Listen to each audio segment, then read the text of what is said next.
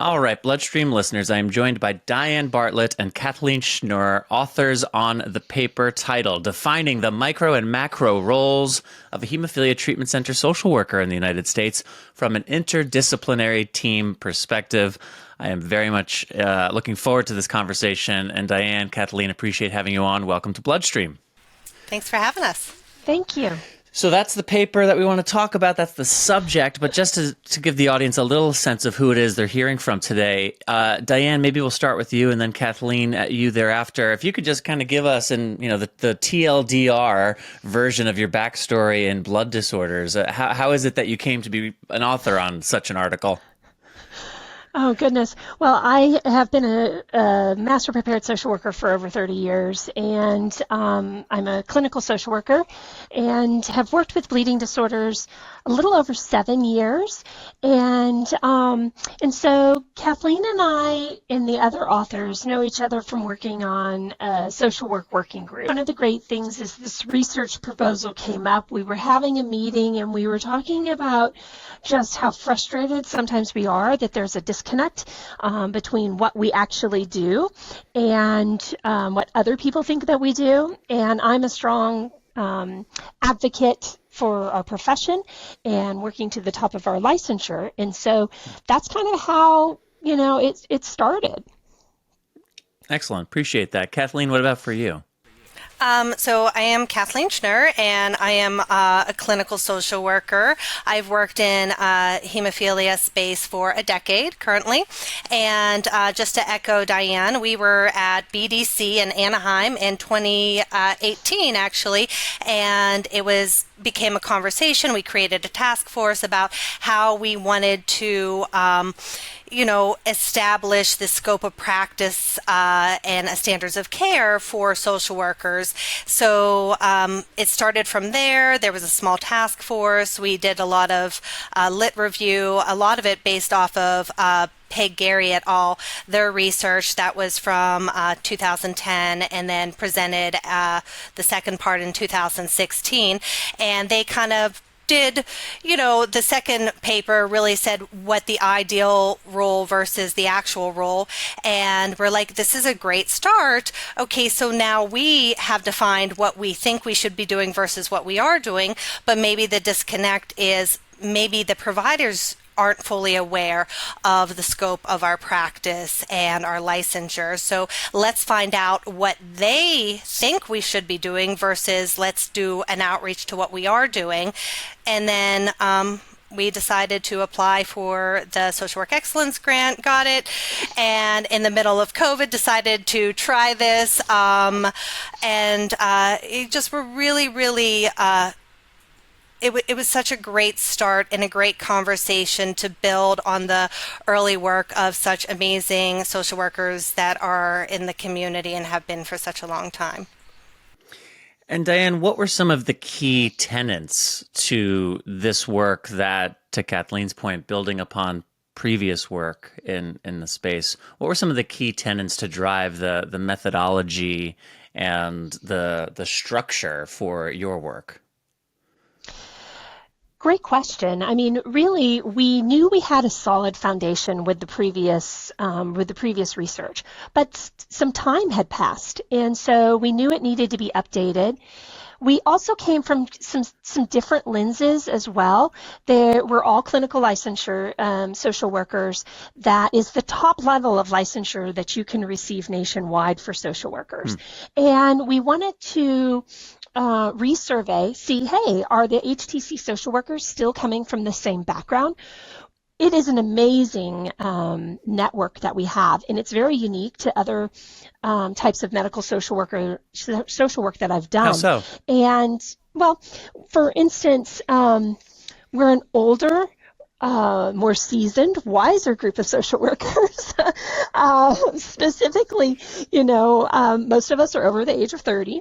We have long tenure. We've been a master prepared social worker. 87% of HTC social workers have their masters in social work.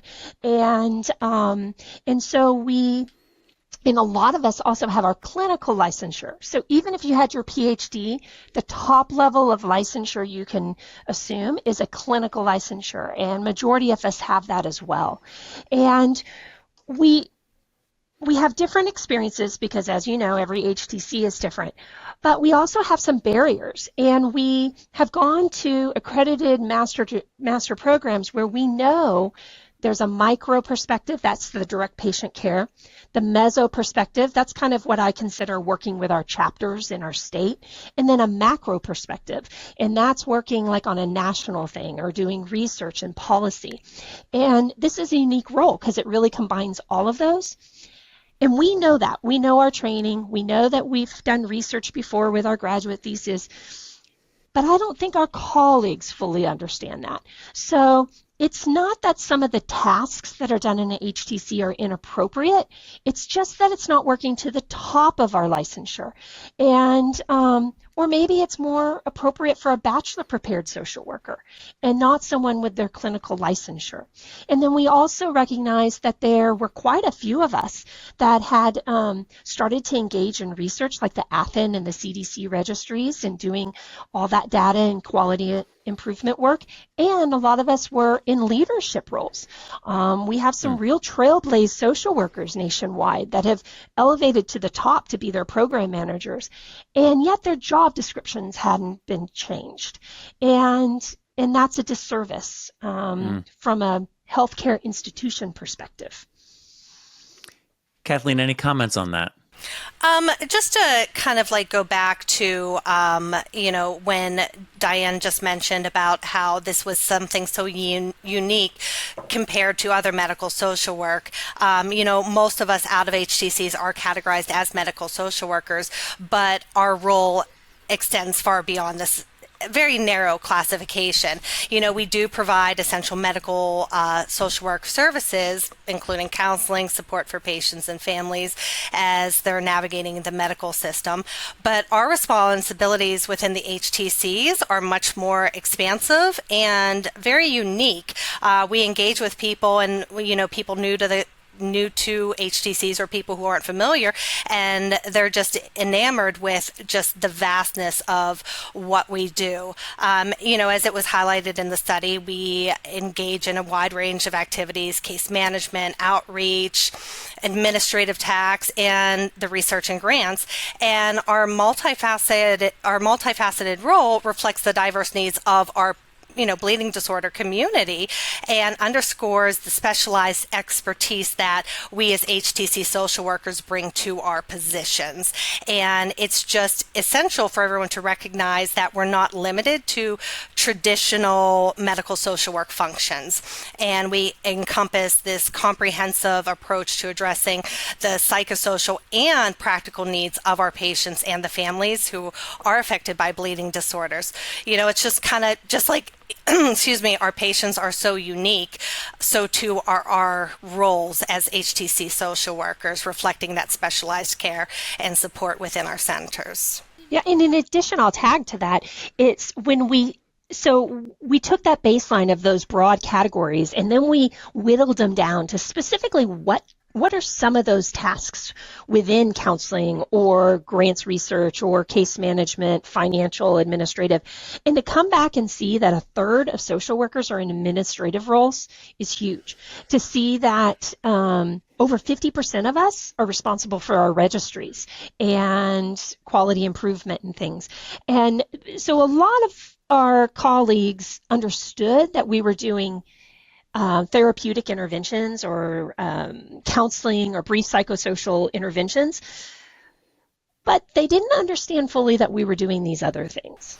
And we certainly weren't being compensated for them. But I do think, too, something that was very motivating to this study as well, one, to make people aware of our role, but something that we mentioned throughout this is creating the standards of practice, because that's kind of how it started, was because if we in our HTCs are unable to fulfill our ideal role, then maybe our patients aren't receiving the full range of support services that we are qualified to provide them. And if this happens, then there's unmet psychosocial needs, limited advocacy, reduced care coordination, and then just negative impacts on our patients' well-being. So, it's important to align social workers' roles with the best practices so we can optimize our outreach to patient care. One of the things that really resonated for us is, we came up with this idea in 2018. We distributed the survey during COVID in 2020.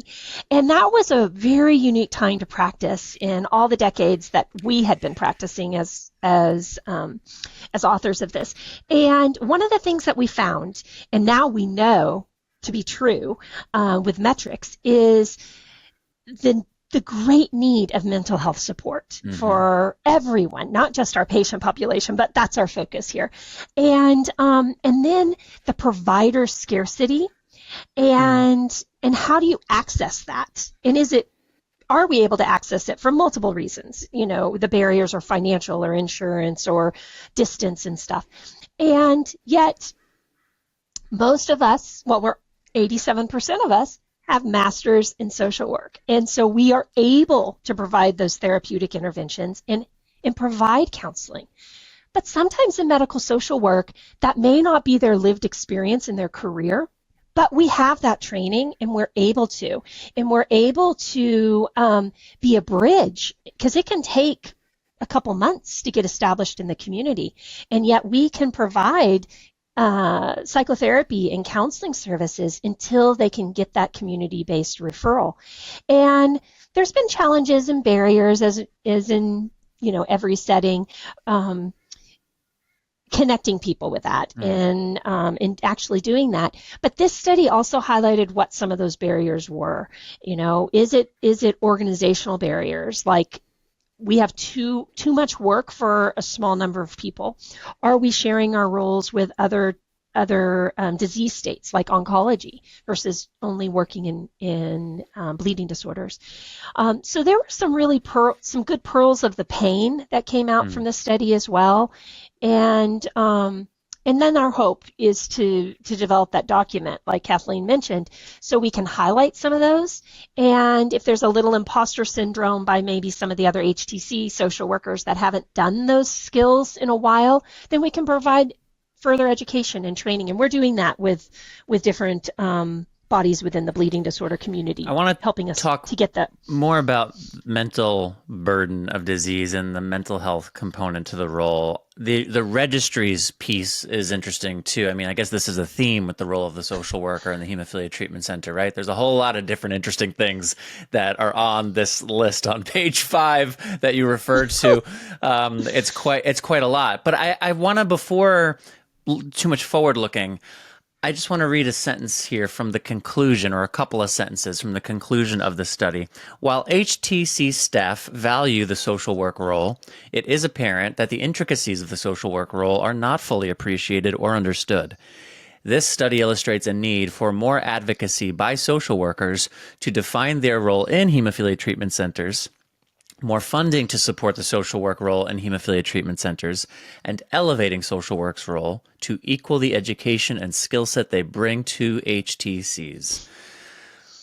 What key takeaways lead you to it is apparent that the intricacies are not fully appreciated or understood? We've talked about it, but I would just love to hear some more nail on the head specifics, like what makes that just irrefutable? And then let's talk about what does advocacy for the role in the HTCs look like. But let's do that first part. Why is it apparent? What makes it apparent? I have a quick statement about that, and then I'm going to jump back to the study. So, I do want to just point out that social workers, we're strength-based, right? And we are doers, and we get things done. So we have historically just prioritized all tasks in the best interest of the patient, focusing on what needs to be done rather than disputing if it falls strictly within a job description.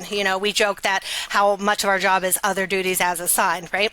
And as long as it isn't outside the scope of our licensure or education.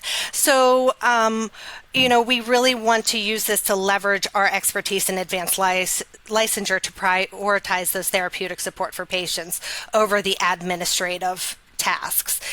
So it's one of those things where from this article, okay, look at everything that they're doing, but what everything they're capable of. So don't get me wrong, the administrative tasks, it's great, it's fulfilling, it adds to the broader picture, which is we are all about that holistic broader picture. But within that picture, who else can step in and do some of these things to get them done? So maybe we can, focus on spending that extra time with that patient, because that is our licensure.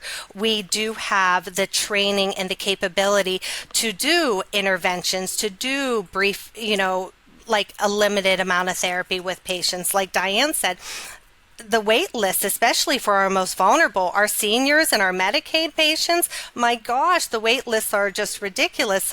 So what we want to pull from the study is the fact that, while the administrative tasks, we are doers, we're going to get it done, but is that how you want to utilize your clinical social worker when the need is apparent within the clinic that, some of our patients have these bigger needs? And if we have that skill set, how can we act now versus feeling overwhelmed about all of the other things that need to be done that maybe don't require that master's level clinical training? I'll give you a real concrete example. I work in a hospital-based system, and so I feel rather fortunate to have some resources that other HTCs don't. Not that we don't have other unique challenges in a greater hospital system, but a great example is longstanding HTC social workers have helped with insurance, free factor, connecting to maybe Social Security and those other types of financial benefits. Working in my healthcare system, we have patient financial advocates. So I don't do anything insurance because that's not working to the top of my licensure. Right. Now, if it's something like your household budget need, oftentimes those resources like your utility company or an application to, Helping Hands or something requires the social worker intervention, but not those other things. And so in our healthcare system, we've hired patient financial advocates that do all of those insurance and more public health financial needs, and that can adequately be done by a bachelor prepared individual and not tee up someone where you're paying so much more an hour for a clinical licensure. That's just one example. And some other HTCs might have more of a robust research team that have data entry people to work on the Athens data set in the QI. I have leveraged that. I like that because I then can do joint visits with the medical team and I hear their story firsthand, and it's a better positive patient care experience. And then we can collectively identify the needs, and then I can offer to meet with them one-on-one. But that's just one tiny example of just because we've historically done that doesn't mean that we continue. And then how do we create that change? How are we, if we identify that, how are we being agents of change to identify change within the setting? And I know for myself, I had to highly advocate for myself even to become a program manager. I knew I'd been a program manager and in leadership and executive director of nonprofits before, but that was unique to our setting because it's a medical model. They've always had nurses or business people.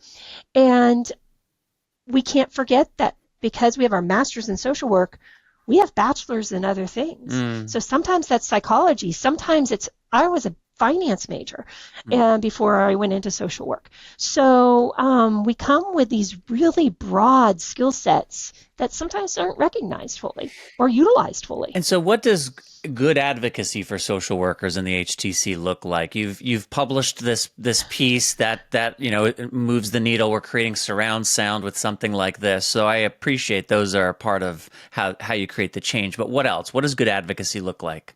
Networking. When I found out how many other social workers were leading their HTCs, I was like, wow, because I thought it was only Demia Dillard at UC Davis. I had no idea about Jennifer Borello and Tulane and all the others that do amazing work across the nation. And now, I know there's a network, and I reached out to them when I wanted to have a different vision for the use of social workers within our HTC, because we have these amazing trailblazers. That's one avenue. Mm-hmm.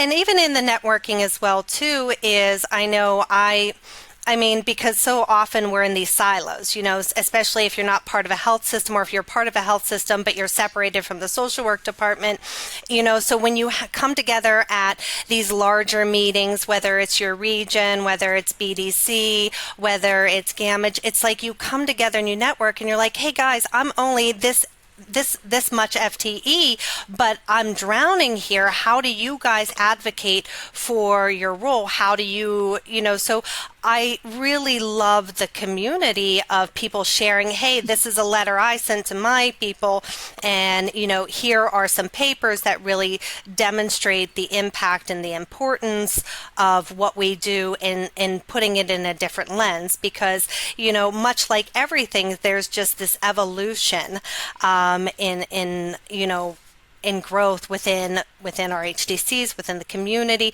within skill sets, and how can we maximize that and share with other people so we can do this. And that's one of the things with this what prompted this standards of practice, is because while we appreciate and understand that every HTC is different, we're all social workers. We're all trained. If we went to an accredited, master's level, which most of us do, and have this higher level licensure, what are we capable of?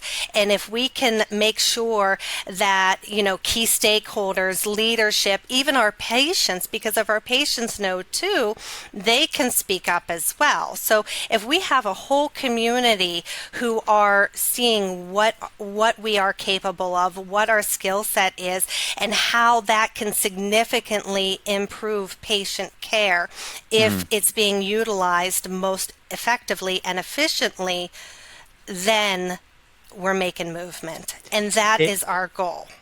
I can't help but hear that and think about how much we talk about optimizing care for each individual patient. And the same underlying philosophy ought to apply for how we consider every member of the HTC's integrated specialized care team. Are we optimizing each individual's contribution to this integrated care model for each individual patient? Which speaks directly to making sure that social workers and everyone on the team is playing to their highest skill set, is working to the highest end of their credibility. That's a key takeaway from me from this conversation. I want to tie three things together in the interest of time, and I'll challenge the two of you to detangle them as you see fit in your answer, or keep them all batched. Okay. But I would like to, we're having fun. I would like to hear more about how this work, on the shoulders of previous work done in this direction, is leading to that standards of practice. I'd love to hear a little more about what comes next in that effort. Tied to that, though, I think, mental burden. Speaking as a patient, I know how much I believe and feel that challenges to my mental health and well-being intersect directly with hemophilia and the complications of hemophilia in my life, such as chronic pain. It seems as though, and this is part of the conversation that Kathaleen and I were having at the WFH Congress, it seems as though that as needs evolve and as therapies, we have more and more options, there's more and more durable, efficacious therapies out there, that the mental health needs of patients, in a way, those are allowed a little more space than they once were. When we were just struggling and fighting to survive, there was maybe a little less consideration about what entrenched resiliency did to limit the scope of life that I had for myself. But that's not the case now. At the same time, I do appreciate that if someone has moderate depressive disorder or bipolar disorder, that there are lines perhaps is maybe not the best way to describe it, but there are boundaries, there are limits to what the social worker and the hemophilia treatment center can offer the patient. And yet there's a lot of intertangledness there. So as we move forward, as we think about the future of HTC sustainability and what are the services offered that continue to make sure that these centers of excellence are around for the long haul, how we account for the mental health of our patients, especially as we have a product class like gene therapeutics with a lot of known unknowns, a lot of long-term follow-up, a lot of identity question marks, and that ties into the third and final piece of this monstrous question, which is the registries. And part of when we talk about gene therapy in particular, but there are other new products coming. There are non-factor replacements already out, but we have rebalancing agents, a whole nother new product class.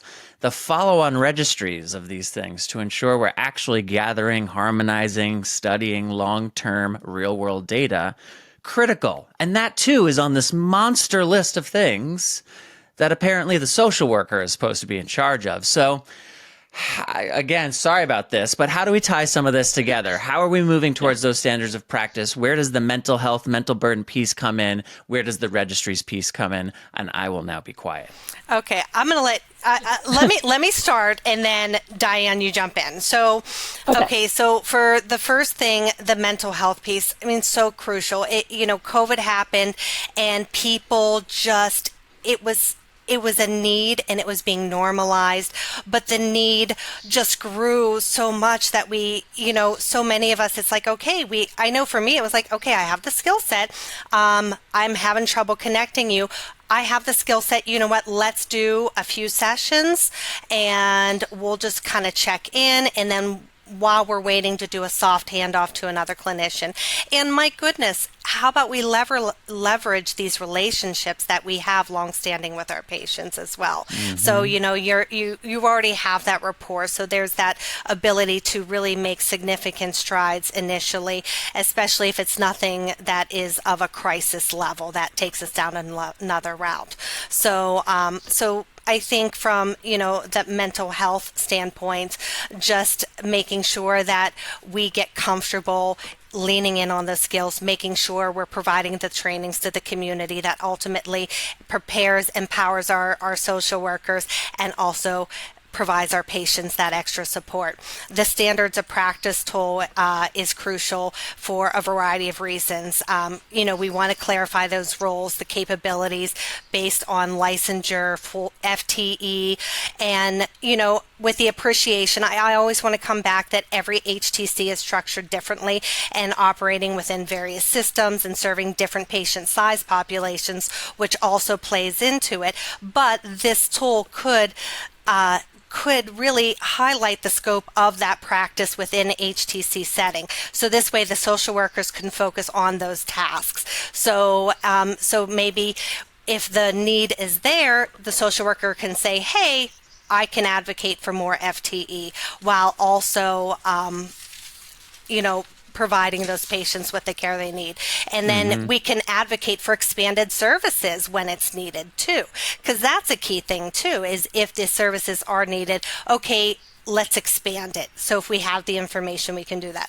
These clear guidelines can inform HTC leadership about our valuable skill set that we're bringing to the team, and, leading to increased support and resources for social workers, which, if our patients are aware and our leadership is aware, it can empower our patients to seek out the care from the social worker instead of going elsewhere, Right. So, and then Dianne, because you're my numbers friend, I'm going to let you go in with all of the registries.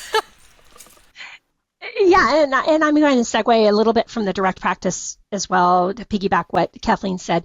So I do quite a bit of individual work, and a lot of education at the chapter level. And so building those relationships now, they are seeking my services because they've heard through their friends.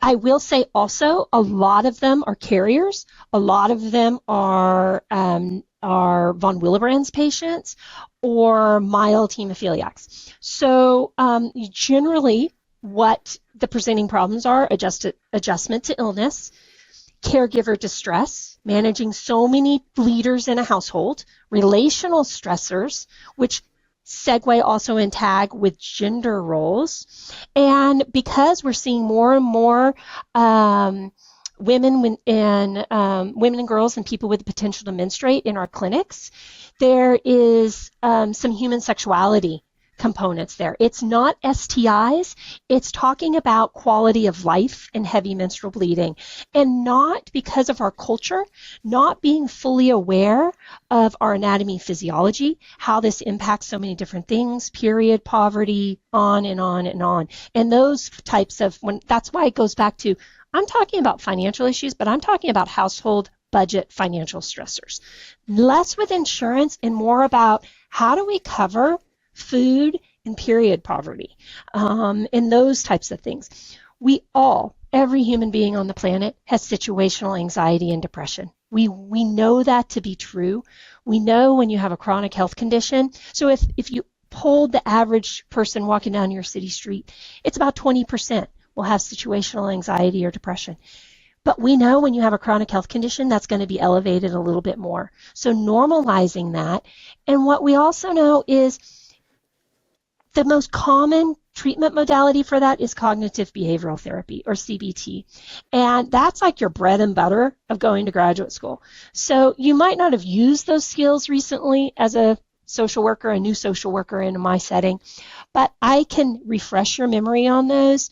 I can empower you to use them.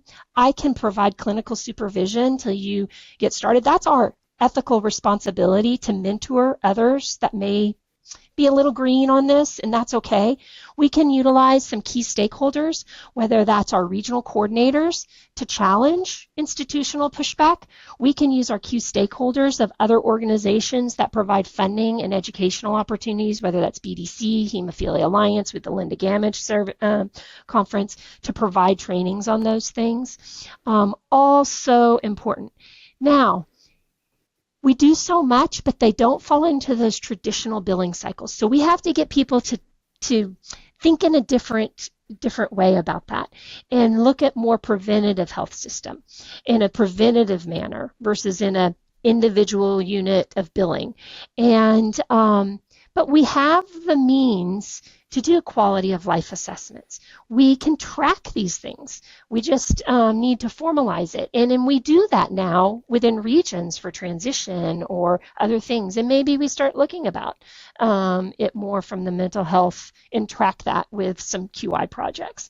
But it's within our wheelhouse. And at the end of the day, it's population health, which is really changing our healthcare view and how healthcare systems are working with patient populations, and it's the right thing to do. It's the ethical thing to do. So if a social worker was pushing back to me, I would remind them of the social work in ASW Code of Ethics and saying, that's social justice, that's advocacy, whether that's on a micro, meso, macro level. That is networking with others, knowing what's within your scope, what you need more training on, and advocating for yourself to get that training. But I have never seen the training opportunities as robust as I have in my 8 years of working with bleeding disorders. It is unbelievable. I feel like I've hit the lottery, at this phase of my career. It's amazing. And everyone shares information. There's no gatekeeping intellectual property. It's beautiful. It's just beautiful how everyone comes together and is constant. I mean, at any time I can text, I can email this national network of social workers saying, hey, any ideas for this, and this sharing and just making sure we're so motivated in the best interest of supporting our patients, because, this population and the treatments and the challenges are evolving and new things are coming up all the time. So we're trying to just constantly stay ahead on how we can best support our patient population and just maximizing our skill set. So I'm in the Mountain States Hemophilia Network, so I'm in Mountain States region. I'm a little biased. I think it's the best. But at any rate, we have such robust centers, and in the modeling that occurs, so when you have team members providing yoga, when you have team members doing Tai Chi, when you have book clubs for our staff, when we have these enriching activities, we're practicing what we're preaching. And that to me is really important, and to model that. And it just becomes, again, it's less about this clinic visit and more about, as human beings, you use the word interconnectedness. How are we interconnecting with one another? How are we as a community lifting each other up and supporting and building those communities again? And it's the right thing to do. It is the right thing to do. Well, as a patient, I very much appreciate the work that you're doing to help set the standards, create the guidelines for what this role is today and how it evolves moving into the future. Because as you've just spoken to, we're moving into a new era. The needs will be different. How we meet those needs will be forever changing. How we're making sure that we are able to fund and support the various services and needs that each center is seeking to meet. All of it's in a very dynamic space. So I think it's quite important that social workers, physical therapists, each segment of the HTC care team has people such as yourselves, often in those working groups, as you've each spoken to as well, moving the ball forward, because this is not a static environment. Sometimes I worry that because our overall quality of health and life and broader hemophilia has risen so much in the United States in the last decade or two, that a bit of complacency sets in, and this idea that everything's kind of fine with a little problem here and a little problem there. And it's so much more dynamic than that. And conversations like this really bring that to life for me. So thank you, Dianne and Kathaleen, for engaging me on it. Listeners, there'll be a link to their article in the program notes, so you don't even have to do any Googling. You can just click the link in the article. And maybe at some point down the road a bit, when the next piece is published or there's some next step in the movement, so to speak, we can have you back on for an update. Absolutely. Thank you so much. That'd be awesome. Thank you for having us on and just putting the word out there, because there's a lot of work to be done, and I think a lot of it comes from just speaking to it, so the movement can happen. For sure. Happy to do it. Thank you both. Thank you so much.